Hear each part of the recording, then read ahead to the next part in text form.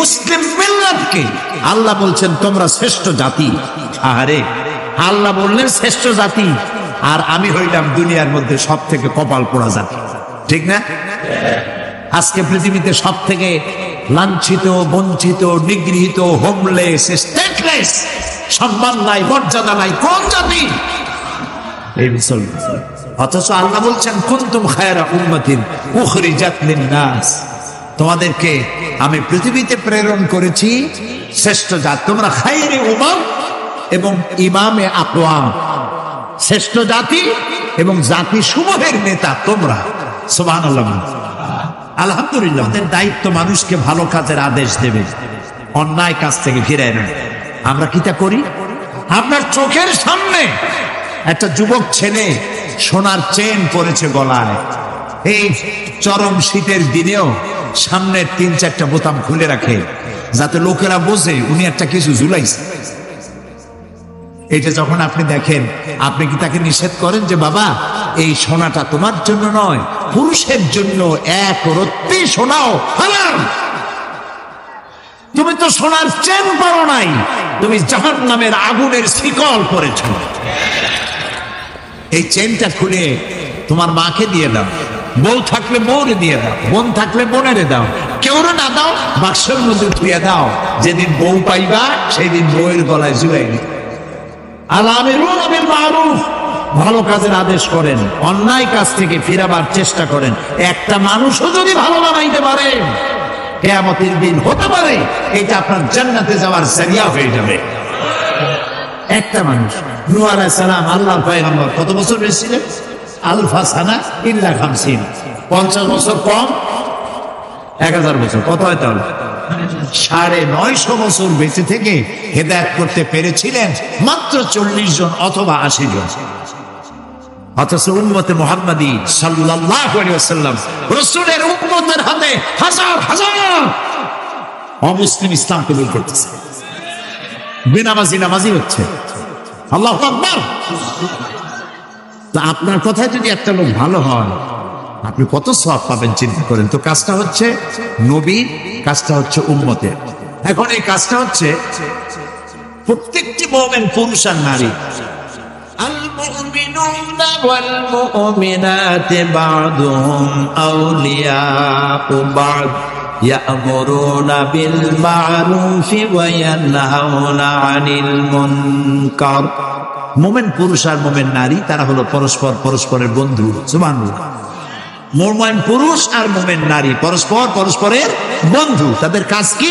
ইয়ামুরুনা বিল মারুফ, মানুষকে শুধু ভালো কাজ, সুন্দর সুন্দর কাজ করার জন্য তাদেরকে উৎসাহিত করবে, আর অন্যায় কাজ যত আছে সবগুলিকে বাধা দিয়া অন্যায় থেকে মানুষকে ফিরাবে। এটা হলো উম্মতের কাজ, জাতির কাজ। আল্লাহ তাআলা বলছেন কাজটার এতই গুরুত্ব, নবী করবে, উম্মতে করবে, প্রত্যেক মুমিন মুমিনাত করবে, তারপরে এটা দলেরও কাজ। প্রত্যেকটি এমন একটা দল থাকতেই হবে তোমাদের মধ্যে যে দলটির কাজ হবে মানুষকে মানুষকে ভালো কাজের আদেশ করবে, অন্যায় কাজ থেকে ফিরে রাখবে। উলাইকা হুমুল মুফলিহুন, এরাই সফল কাম হবে। সুবহানাল্লাহ, এরাই সফল হবে। এরপর আল্লাহ তাআলা বলছেন কাজটা শুধুমাত্র রাসূলের নয়, শুধুমাত্র উম্মতের নয়, শুধুমাত্র মুমিন মুমিনাতের নয়, শুধুমাত্র দলের নয়, কাজটা রাষ্ট্রেরও। ওই যে সূরা হজের আয়াত আগেই পড়েছি, ওইখানে এই পয়েন্টও আছে।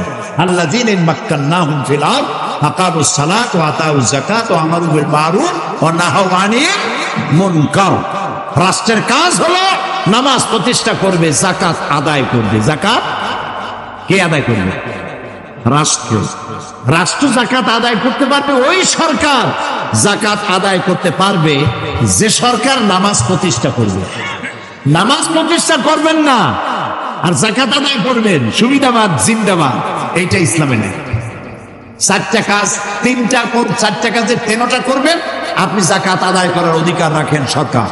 আর 4 কাজের 3 কাজ করবেন না, শুধু পয়সা কামাই করবেন যাকাতের নামে, আর এগুলা কি দিয়ে কি করবেন কোনো হিসাব থাকবে না, এটা চলবে।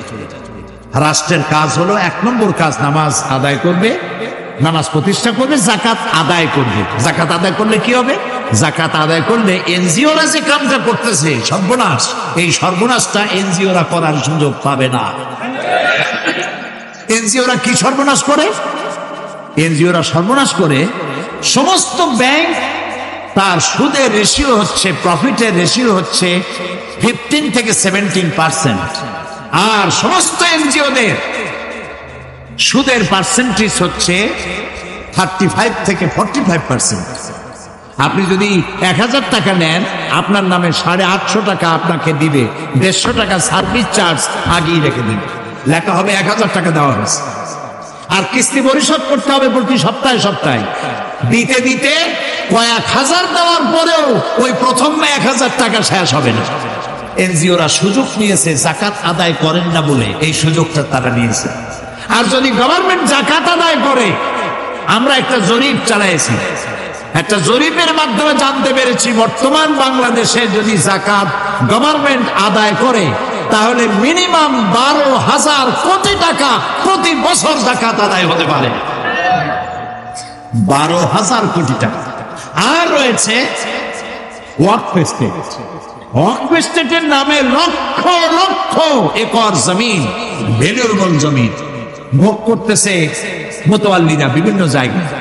আমরা সে ধরনের যারা এই কাজটি করবে তাদেরকে আমরা সুবিধা সুযোগ দিয়ে এই কাজটি করার জন্য সহযোগিতা করতে ব্যর্থ হয়েছে। এরপরে কোরআন বলছে এই কাজটি প্রত্যেক ব্যক্তি। হযরত লোকমান তার ছেলেকে বলছেন, ইয়া বুনাইয়া আকিমিস সালাতা ওয়া আমুর বিল মারুফ ওয়ানহা আনিল মুনকার ওয়াসবির আলা মা আসাবাক ইন্না যালিকা মিন আজমিল উমুর। হে প্রিয় বৎস, নামাজকে প্রতিষ্ঠা করো, আকিমিস সালাত ওয়া আমুর বিল মারুফ, ভালো কাজের আদেশ করো, আর সমস্ত অন্যায় কাজ থেকে মানুষকে ফিরাও। ওয়াসবির আলা মা আসাবাক, আর এই কাজ করতে গেলে বিপদ আসবে, সেই বিপদে ধৈর্য ধারণ করবে। আপনি যখন মানুষকে ভালো কাজের আদেশ করবেন, অন্যায় কাজ থেকে ফিরতে বলবেন, সে তখন আপনার বিরুদ্ধে ক্ষেপে আসবে। আমরা মানুষকে আল্লাহর জান্নাতের দিকে ডাকি, ঠিক না? এই যে 3 দিন ডাকলাম, 3 দিন কথা বললাম, আমার বাপের কথা বলছি, ফরিদউদ্দিন চৌধুরী সাহেব তার দাদার কথা বলছে, কোন মৌলানা সাহেব তার গোষ্ঠীর কথা কইছে। কার কথা বলেছি? আমি আল্লাহর দিকে। আর যারা আমাদেরকে বরদাস্ত করতে পারে না তারা বলে এগুলো স্বাধীনতা বিরোধী। আমরা আল্লাহর দিকে মানুষকে ডাকি কোরআনের পন্থায়। ওরা কয় যে কোরআনের অপব্যাখ্যা করে। ওরে জিজ্ঞেস করা দরকার, বাবা তুমি কি ব্যাখ্যা জানো? ব্যাখ্যা জানলে না তুমি অপব্যাখ্যা বলতে পারো। তুমি তো ব্যাখ্যাই জানো না, তুমি তো কোরআন পড়তেও জানো। তুমি কি সূরা ফাতিহা পড়তে পারো? এই যে মাতবাড়ি বড় বড় ফিচার লেখক কলামিস্ট লন্ডন থেকে লিখে পাঠায়, তারপর এখান থেকে লেখে, কত টাকার বিনিময় লেখো, কেউ টের না পাইলেও একজন টের পান। তিনি কে? আল্লাহ রাব্বুল আলামিন।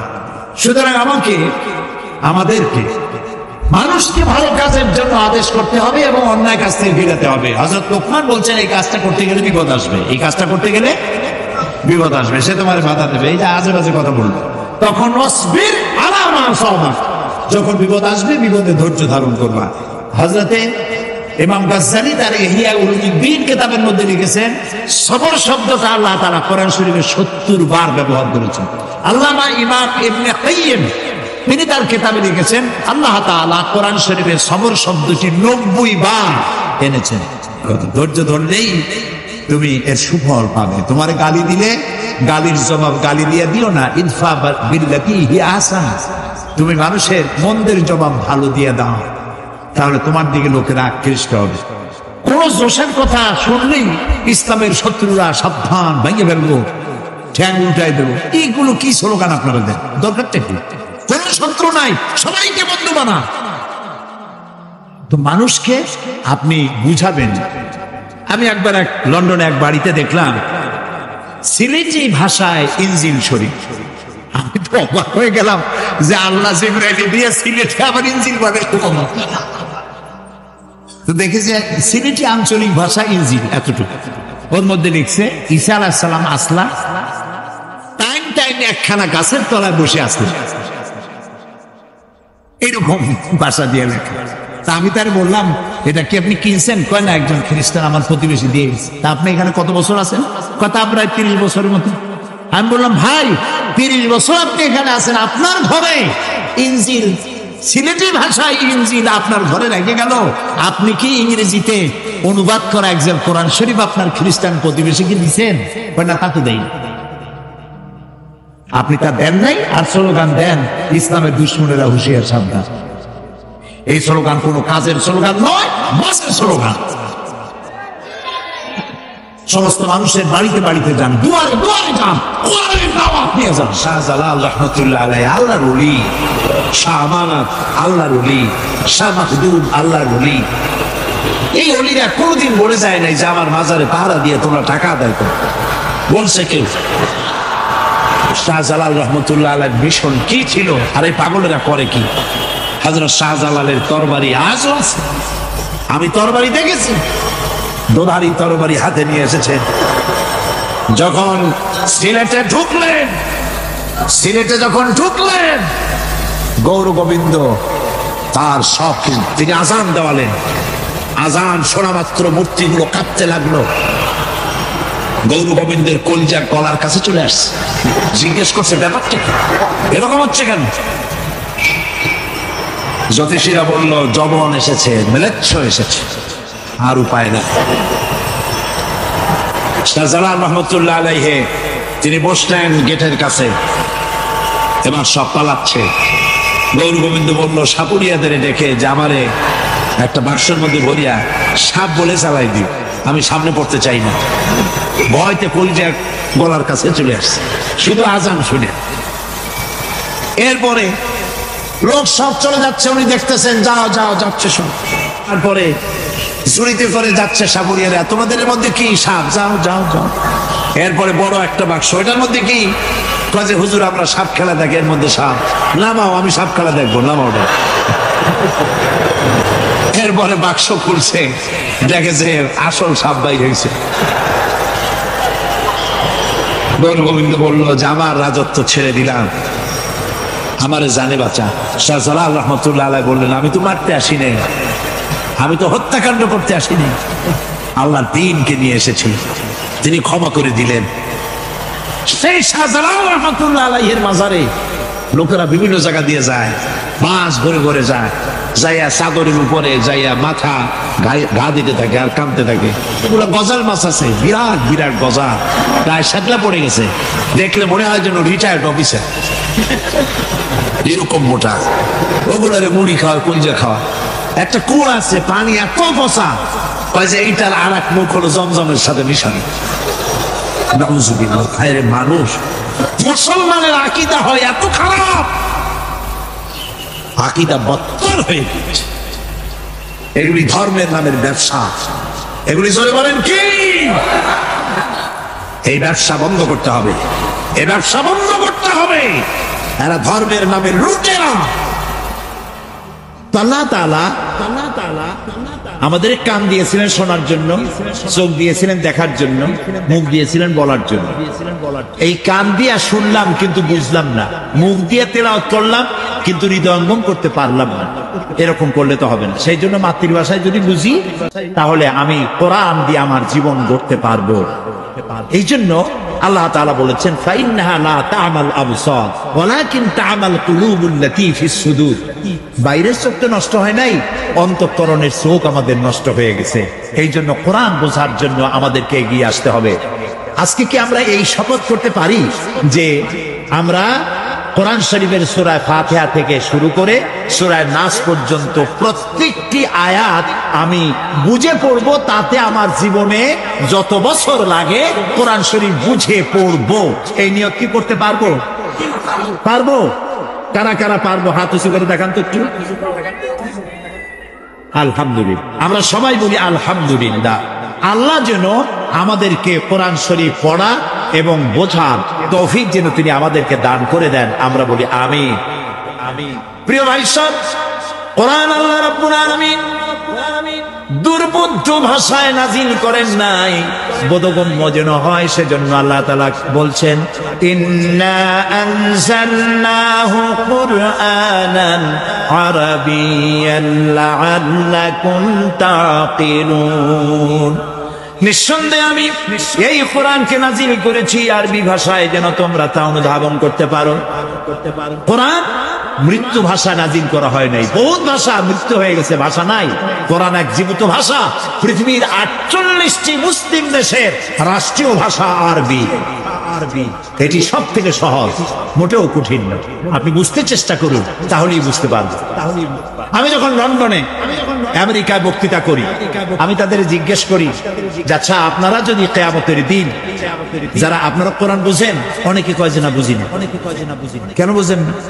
কিয়ামতে যদি জিজ্ঞেস করা হয় কোরআন বুঝো নাই কেন, তাহলে আপনারা তখন জবাব দিবেন যে আরবি তো আমাদের মাদার ল্যাঙ্গুয়েজ ছিল না, সেই জন্য আরবি বুঝি নেই। এটা যদি জবাব দেন, তাহলে ফেরেশতারা যদি পাল্টা প্রশ্ন করে আরবি তোমার মাদার ল্যাঙ্গুয়েজ ছিল না, বুঝো নাই, কিন্তু ইংরেজি তোমার কোন ফাদার ল্যাঙ্গুয়েজ, এটা তো খুব ভালো বুঝো।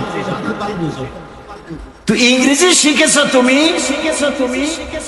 গরজে, কিছু জন শিখছে গরজে পড়ে, আর কোরআন শরীফ শিখবা তুমি ফরজে, এটা তো ফরজ। কাজী কোরআন শরীফ শিক্ষা করা, আরবি ভাষা শিক্ষা করা এই জন্য ফরজ, আপনাকে বুঝতে হবে। আর কোরআন আল্লাহ বোঝার জন্য নাজিল করেছেন, বোঝা আল্লাহ তাআলা সহজ করে দিয়েছেন।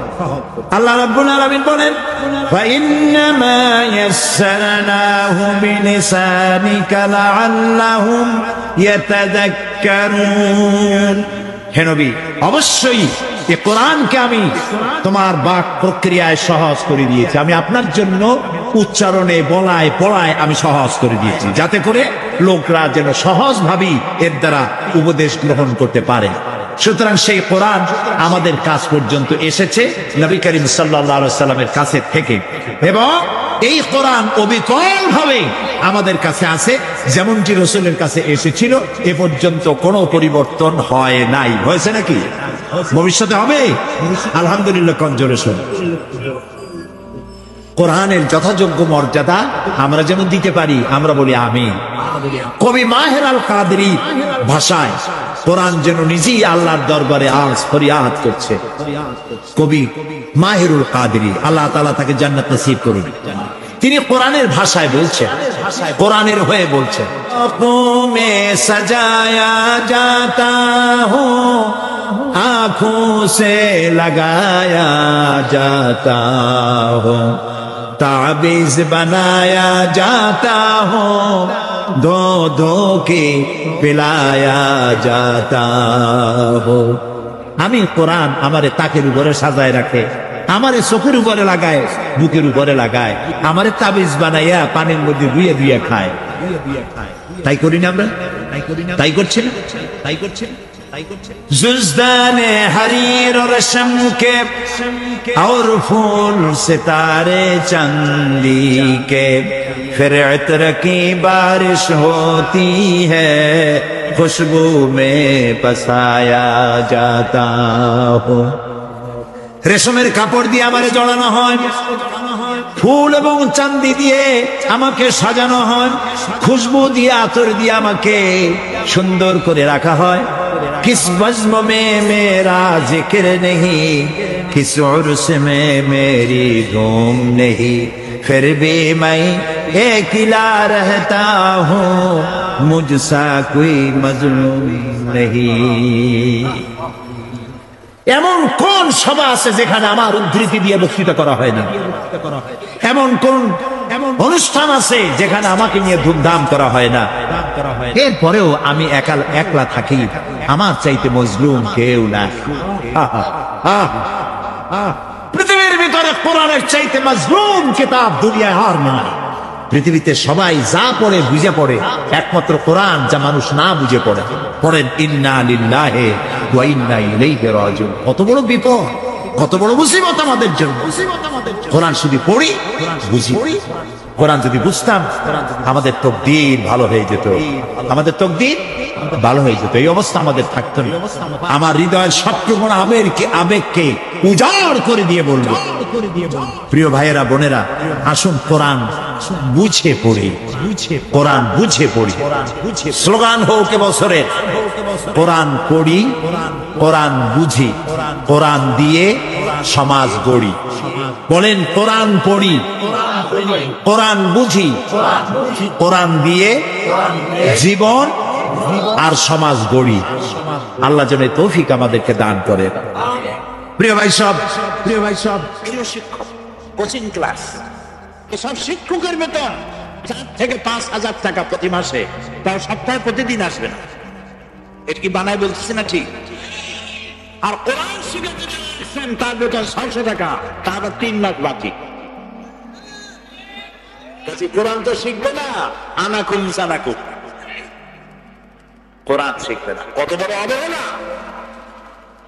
বিজ্ঞান শিখাবার মাস্টারকে দিলেন 5,000 টাকা, আর আল্লাহ কোরআন যে শিখাতে এলো তারা দিলেন 500 টাকা। কপাল ফুটবে না ঠিকই, কপালে আপনার শস্য ফুল ফুটবে। হায়রে কিসমত, হায়রে দুর্ভাগ্য জাতি। কোরআন শিখাবে কি? নামটা মুসলমানি নাম রাখতে রাজি না। টেলিভিশনে যে সমস্ত নাম শোনে, নাটকে নাম শোনে, সাদর হোসেন, বাতাস খাতুন, অক্সিজেন বেগম, এসব হাবিজাবি নাম, ইসলামী নাম পছন্দ হয় না। ইসলামী নাম যদিও আরবি মনে করলে ইসলাম হয় না। একজনে তার ছেলের নাম রাখছে রামিন। আমার জিজ্ঞেস করলো, হুজুর ছেলের নাম তো তুই রামিন, সুন্দর হয়েছে না? আমি বললো খুব সুন্দর হয়েছে। পাইছেন কই? কোরআন শরীফ। তেমন রামিন মানে কি জানেন? কথা তো জানি না। তেমন রামিন মানে হচ্ছে পচা কলা। ছেলের নাম তুইছে রামিন, কোরআন শরীফে আছে। যেটা আপনাকে জানতে হবে, আরবি হলেই হবে না, অর্থবহ হতে হবে। তা আপনি ছেলের নামটাও পছন্দ করেন নাই, ভালো নাম দেন নাই, কোরআন শিখান নাই, কোরআন জানে না। এরপরে জানাজা, মরে গেলেন, মরার পরে জানাজা দেওয়ার জন্য আলেম একজন দাওয়াত করে আনতে হলো। লক্ষ কোটি টাকা খরচ করে ছেলেকে শিক্ষিত করেছেন, কিন্তু কোরআন শিখান নাই। জানাজা পড়া তো দূরের কথা, জানাজা নিয়তও জানে না, জানাজার দোয়াও জানে না, পেশাব করে পানি নিতে হয় তাও জানে না। ওই অবস্থায় প্যান্ট সর্বনাশ করছে। বাপ মরছে, উজু করে আসিয়া দাঁড়ায় গেছে, ইমামের পিছনে দাঁড়ায় গেছে, আল্লাহু আকবার, যা আছে বাবার কপালে হোক। আপনার ছেলেটা যদি আলেম হইতো, দারুল আমানে দিতে, মাদ্রাসা শিক্ষা তো আমরা এই পর্যায়ে নিছিলাম আলহামদুলিল্লাহ বড় আগে। মাদ্রাসা শিক্ষক পরিষদ যুদ্ধ করেছে ময়দানে, ফাজলকে ডিগ্রির মান, কামেলকে মাস্টার্সের মান দেওয়ার জন্য ময়দানে লড়াই করেছি আমরা। আল্লাহর মেহেরবানি পার্লামেন্টে পাশ হয়ে গিয়েছে। এখন আপনি মাদ্রাসার ছেলে যদি দেন, অঙ্ক, বিজ্ঞান, ইতিহাস, কম্পিউটার, সাথে কোরআন হাদিস বোথ সাইড কমপ্লিট করবে। এখানে শুধু আধুনিক শিক্ষা দেবেন, ওখানে ইংরেজি, অঙ্ক, বিজ্ঞান, ইতিহাস শিখবে, কোরআন কিছুই শিখবে না। এখন আবার শুনতেছি ক্লাস 8 পর্যন্ত ধর্মীয় শিক্ষা বাধ্যতামূলক নয়, এটাকে অপশনাল করা হবে, ঐচ্ছিক করা হবে। তাও কয় ঠিক, আন্দাজে কথা কয়ে না, বুঝিয়া কথা কয়ে না। এখন ক্লাস 1 থেকে শুরু করে ক্লাস 8 পর্যন্ত যে ছেলে কোরআন পড়লো না, ক্লাস 8 এর পরে ক্লাস 9 এ উঠে সেই ছেলেকে আপনি আলিফ জবর বা জবর বা শিখাইতে পারবেন? বলেন পারবেন? তাহলে এইটা চক্রান্ত, ধর্ম থেকে মানুষকে দূরে রাখার জন্য, কোরআন থেকে দূরে রাখার একটা বিরাট চক্রান্ত। আরো একটা চক্রান্ত, সেটা হচ্ছে কিন্ডারগার্টেন, স্কুল এবং নার্সারি গ্রুপ, প্লে গ্রুপ। এগুলি কিভাবে চক্রান্ত, চক্রান্তের উদ্দেশ্যে বানানো হয়েছে আমি তা বলতে চাই না, কিন্তু চক্রান্ত দেখা যাচ্ছে। ছোট্ট ছোট্ট বাচ্চাগুলির ক্লাস হলো সকাল 7টায়, বাচ্চা ক্লাসে যেতে হবে। ওর গায়ের ওজন তার থেকে ওর বই আর ব্যাগের ওজন বেশি। সকালবেলায় উঠে গিয়ে বাচ্চা কান্দে, আমি যাবো না, জোর করে মা নিজে গিয়ে ক্লাসে দিয়ে আসে। বড়দের ক্লাস 11টায় আর বাচ্চাদের ক্লাস সকাল 7টায়। আমি বুঝি না কোন মগজ এখানে কাজ করতেছে তাদের। অথচ এই বাচ্চাগুলিকে সকালবেলায় আমরা যখন জওয়ান ছিলাম, কিশোর ছিলাম, তরুণ ছিলাম, মুরব্বি ভালো বলতে পারবে, আপনাদের দাড়ি পাকা আছে তারা বলতে পারবেন, বাংলাদেশের প্রত্যেক ঘরে ঘরে ফজরের পরে কোরআন শরীফ তেলাওয়াত করা হতো। এমন কোন ফজ নাই যেখানে কোরআন তেলাওয়াত করা হইতো না ফজরের পরে, বলেন আপনারা। কিন্তু দুইটা দিক দিয়া সেই তেলাওয়াত বন্ধ করা হয়েছে। 24 ঘন্টা টেলিভিশনের চ্যানেলগুলি খোলা। আমার দেশের কোন চ্যানেল বর্ডার পার হতে পারবে না, কিন্তু বর্ডার ক্রস করে পানির স্রোতের মতো নগ্ন ছবি আসতেই থাকবে। রাত 12টা 1টা। যে বিষয় বোঝা উচিত 14-15 বছর বয়স হলে যে বিষয় বোঝা দরকার, সেই বিষয়ে বোঝে 5-6 বছর বয়সে। এইসব হাবিজাবি ছবি দেখতে দেখতে রাত 2:30 3টা বেজে যায়, তারপরে ঘুমাইতে যায়, এরপরে সকাল 7টায় উঠে চলে গেল স্কুলে। তাহলে এই ছেলে তো কোরআন শিক্ষার সময় পেল না। কথা কি মাথায় ঢোকে? যদি ঢোকে চোখ দিয়া পানি পড়বে না, চোখ দিয়া। একটা জাতিকে ধ্বংস করার জন্য এর থেকে বড় বিষ বাষ্প আর কিছু দরকার হয় না। কোরআন ভুলাই দেওয়া, কোরআন ভুলাই দাও। কোরআন থেকে মানুষকে দূরে সরিয়ে দেওয়া, এটার কোন রকমের কাজ চলতেছে। আর একটা জিনিস দেখেন, আপনার বিরক্ত হচ্ছেন না? আর একটা জিনিস দেখেন, বাংলাদেশে জেলখানা আছে না? তাও কথা প্রত্যেক জেলায় জেলায় আছে। এই যে জেলখানাগুলি আছে, সব জায়গায় যাওয়ার দরকার নেই। পাবনাওয়ালারা পাবনা জেলটায় যান। জেলে গিয়া জেলারের কাছে জিজ্ঞেস করেন, জেল সুপারিনটেন্ডেন্ট যে আছে তাকে জিজ্ঞেস করেন যে আপনার এখানে কতজন আছে আসে, তো একটা সংখ্যা আপনাকে বলবে। এই সংখ্যাটা আপনি বলবেন খাতাটা একটু আমাকে দেখান।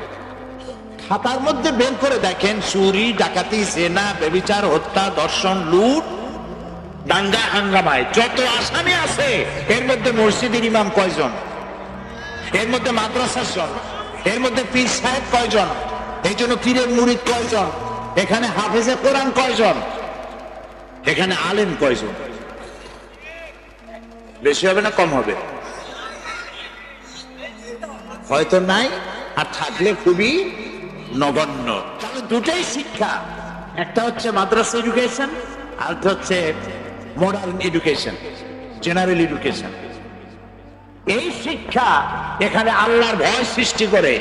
মাদ্রাসায় যারা পড়ে, আমি বলবো না যে ফেরেশতা বানায়, আমি তা বলবো না। দোষ ত্রুটি মিলেই তো মানুষ, দোষে গুণেই মানুষ। শুধু দোষ নাই নবীদের, সুবহানাল্লাহ বলেন। শুধু ভুল নাই নবীদের, সুবহানাল্লাহ। শুধু গুনাহ করে না নবীরা, সুবহানাল্লাহ। বাকি সমস্ত মানুষ দোষে গুণে মিশ্রিত মানুষ। আমি এটা আদৌ বলবো না যে মাদ্রাসা পড়লেই ফেরেশতা হয়ে যায়, তবে ভালোর সংখ্যা এখানে বেশি। আপনারা কি মনে করেন আমেরিকায় খুব শান্তি? বলতে পারেন যে কোরআনের আইন যারা মানে না তাদের তো বহুত শান্তি। লন্ডনে শান্তি, আমেরিকায় শান্তি। কি শান্তি তা তো আমরা দেখছি, আমরা দেখেছি কত শান্তি। স্বামী তার স্ত্রীকে বিশ্বাস করে না, স্ত্রী তার স্বামীরে বিশ্বাস করে না। পিতামাতা সন্তানকে যে পরিমাণ স্নেহ করা উচিত তা করে না, সন্তান ও পিতামাতাকে তাই শ্রদ্ধা এবং ভক্তি করে না। আমার নিজের চোখে দেখেছি, ইংল্যান্ডে, আমেরিকায় মা নিজের সন্তানকে পুশ চেয়ারে করে রাস্তা দিয়ে ঠেলে, আর কুত্তার বাচ্চা কোলে নিয়ে হাঁটে। তো ওই বাচ্চাটা বড় হয়ে তার মায়ের ভক্তি করবে কে? কোন দুঃখে? ঠিক কিনা? ঘরে ঘরে অশান্তি। আমাদের পারিবারিক সিস্টেম আছে বাংলাদেশে, যৌথ পরিবার, আলহামদুলিল্লাহ গঞ্জরে। আমার দেশে মা, বাবা, বউ, বাচ্চা, নাতি, পুতি একসাথে আমরা থাকি, ঠিক না? এই যৌথ পরিবার সে দেশে নাই, ব্রোকেন ফ্যামিলি। আমেরিকায় তো অধিকাংশ পাগল, তাদের যত হসপিটাল আছে পাগল দিয়া ভরা, অধিকাংশ পাগল। কেন? স্বামী স্ত্রীর মধ্যে যদি শান্তি না থাকে তো পাগল হবে না, হবে কি? ছাগলের চাইতে খারাপ হয়ে যাবে। বউর সাথে ঘরেও শান্তি নেই, বাইরেও শান্তি নেই। বউ তো দেখে তার স্বামী আর একটা পুরুষকে বিয়ে করছে, আবার স্ত্রী, স্বামী দেখে স্ত্রী আর একটা মেয়ে লোকের বিয়ে করছে। পুরুষে পুরুষ বিয়ে করে, মেয়ে লোক মেয়ে লোকের বিয়ে করে। নাউযুবিল্লাহ। এই সব গায়রে মুহাজ্জাব লোকেরা আমাদের বলে আমরা নাকি মৌলবাদী, সন্ত্রাসী। বেটারা আইসা দেখ আমাদের দেশে একটা মাহফিল দেখে যা, কলজে ঠান্ডা হয়ে যাবে। তাদের দেশে আছে এগুলি? প্রিয় ভাই সব, অশান্তির দাবানলে তারা জ্বলছে। তারা যত চেষ্টা করুক আমাদের বিরুদ্ধে কিচ্ছু করতে পারবে না। ইসলামের বিজয় হবেই হবে ইনশাআল্লাহ। সুতরাং কোরআনে কারীম যে বিশুদ্ধ, এতে কোনো সন্দেহ রইল না। এখন এই কিতাব নাজিল হয়েছে কি কারণে, ঈমান আনবো কি কারণে, সে কথাগুলি বলা হয়েছে। আল্লাহ রাব্বুল আলামিন বলেছেন, ইত্তাবিউ মা উনজিলা ইলাইকুম মির রাব্বিকুম ওয়া লা তাত্তাবিউ মিন দুনিহি আউলিয়া। যা কিছু তোমার প্রভুর পক্ষ থেকে নাজিল করা হয়েছে তার অনুসরণ করো, অর্থাৎ এই কোরআনের অনুসরণ করো। এবং তোমাদের পৃষ্ঠপোষক যারা, অন্যান্য পৃষ্ঠপোষক যারা, তাদের অনুসরণ মাত্রই করো না। কে নিষেধ করেছেন? এই কিতাবের অনুসরণ করতে বলা হয়েছে। এই জন্য ঈমান আনার অর্থ হলো এই, আল্লাহর কিতাব শুধু এ পর্যন্ত না, এই কোরআন দিয়া আমরা আমাদের জীবন চালাবো এ পর্যন্ত পরিপূর্ণভাবে বিশ্বাস করে কোরআনকে বানাতে হবে আমাদের সংবিধান। তাহলেই আসবে শান্তি, তাহলেই আসবে স্বস্তি, তাহলেই পৃথিবীর বুকে মর্যাদা নিয়ে আমরা টিকে থাকতে পারবো। এখানে কোরআনে কারীমের কিছু কথা আমরা মানি, আবার অনেকগুলি মানি না। সেজন্য আল্লাহ তাআলা বলেছেন, আফাতুমিনুনা বিবাদিল কিতাবি ওয়া তাকফুরুনা বিবাদ ফামা জাযাউ মান ইয়াফআলু যালিকা মিনকুম ইল্লা খিজুন ফিল হায়াতিদ দুনিয়া ওয়া ইয়াওমাল কিয়ামাতি ইউরাদ্দুনা ইলা আশাদ্দিল আযাব। আফাতুমিনুনা বিবাদিল কিতাব ওয়া তাকফুরুনা বিবাদ, তোমরা কোরআনের কথাকে কিছুকে করবে বিশ্বাস আর অনেকগুলিকে করবে অস্বীকার। এটা যদি হয় তাহলে জেনে রেখো মস্ত বড় শাস্তি আমি তোমাদের জন্য রেখেছি কিয়ামতে, আর দুনিয়া আমি তোমাদেরকে লাঞ্ছনার জীবন দেব। কিছু মানা আর কিছু না মানা, এই কাজটা, এইটার নাম হলো ধর্ম নিরপেক্ষ। এটার নাম কি বলেন আপনারা? ধর্ম নিরপেক্ষ। প্রিয় ভাই সব, স্পষ্ট করে শুনুন, এই বিষয়গুলি আমি এই মাহফিলে বহুবার বলেছি, আজও বলতে চাই। এমনকি অমুসলিম ভাইরা যারা এসছেন তারাও শুনে। ধর্ম নিরপেক্ষ কোন মুসলমান হইতে পারে না, কোন হিন্দু হইতে পারে না, কোন খ্রিস্টানও হতে পারে না। আমরা ধর্মের ব্যাপারে থাকবো পক্ষে। বলেন কোথায় থাকবো? ধর্মের ব্যাপারে পক্ষে, বিপক্ষে না নিরপেক্ষ, তিনটা কথা। আপনারা কোন দিকে বলেন? যারা বিপক্ষে তারা হাত তুলে দেখান তো, বিপক্ষে কারা ধর্মের ব্যাপারে বিপক্ষ? আলহামদুলিল্লাহ। আচ্ছা, এবারে ধর্মের ব্যাপারে নিরপেক্ষ কারা, তাদেরকে একটু দেখি। ও মাশাআল্লাহ, তাও তো একটাও নাই। আলহামদুলিল্লাহ কোন জোরে? এইবার ধর্মের যারা পক্ষে তারা হাত উঁচু করে দেখা। আলহামদুলিল্লাহ। হাত তুলে রাখেন, কথা বলেন না। স্লোগানের দরকার নাই বাবা, স্লোগানের দরকার নাই, হাত উঁচু করে রাখেন। আল্লাহ তাআলা এই হাতগুলি তোমার দ্বীনের জন্য তুমি কিয়ামত পর্যন্ত মঞ্জুর করে নাও। আমিন। বসেন। আমি না হাত উঁচু করতে বলছি, কল্লা উঁচু করতে বলি নাই তো। প্রিয় ভাই সব, আল্লাহ যা যা বানান শয়তান তার উল্টা আর একটা বানায়, এটা ঠিক কিনা বলে? আল্লাহ বানিয়েছেন খলিফা, খেলাফত, শয়তান বানাইছে মুলুকিয়, রাজতন্ত্র। রাজতন্ত্র আল্লাহর বানানো নয়। আল্লাহর উল্টা। এটা কার উল্টা? আল্লাহ দিয়েছেন যাকাত ভিত্তিক সুষম অর্থনৈতিক বিলিবন্টনের ব্যবস্থা। যাকাত আর শয়তান বানিয়েছে সুদ। বলেন শয়তান কি বানাইছে?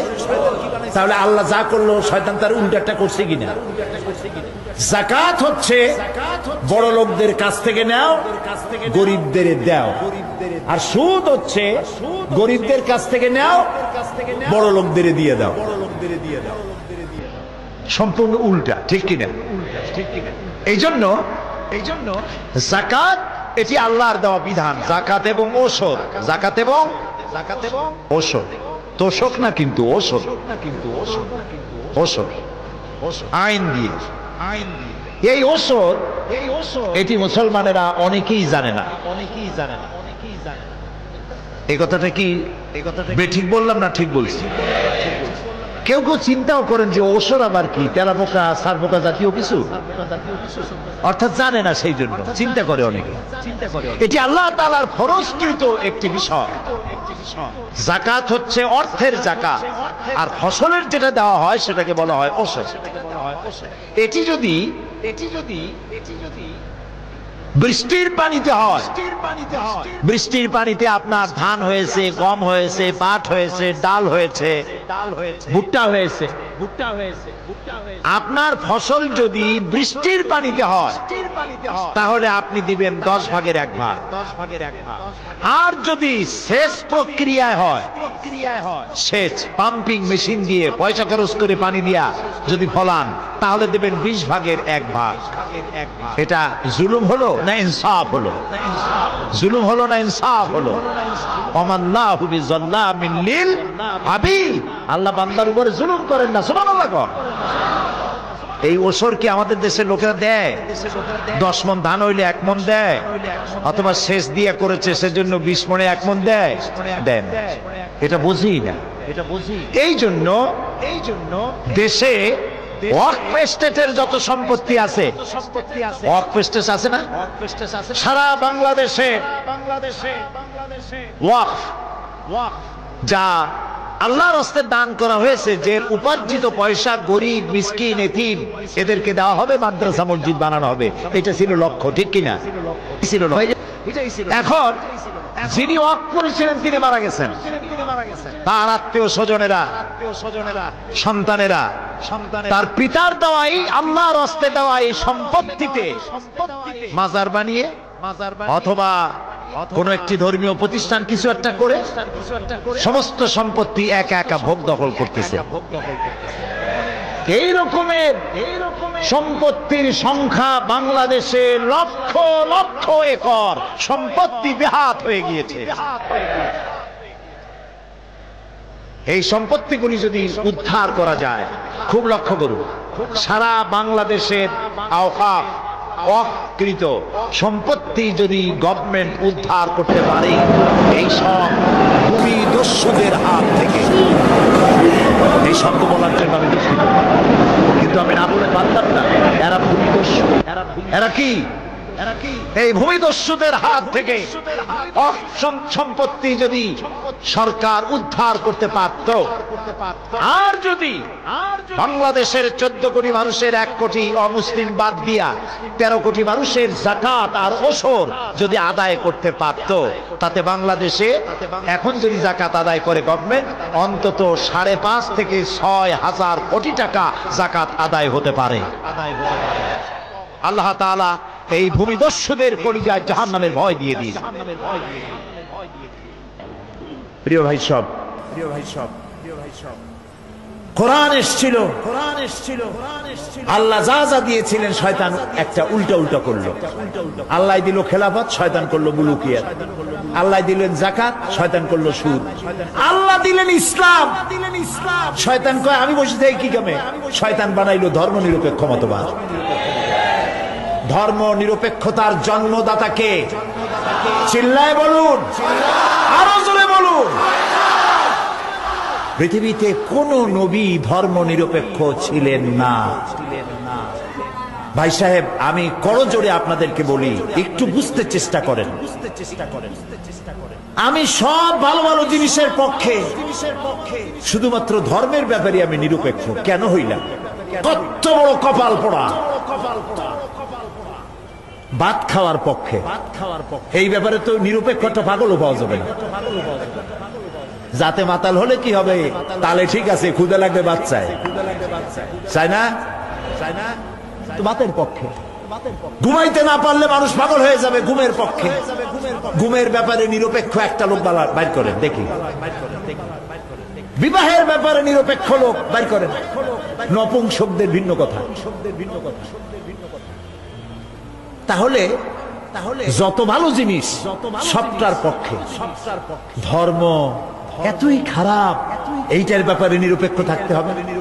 বলেন হিন্দু ভাইরা, বলেন খ্রিস্টান ভাইরা, বলেন উপজাতীয়রা, কেন নিরপেক্ষ থাকবেন ধর্মের ব্যাপারে?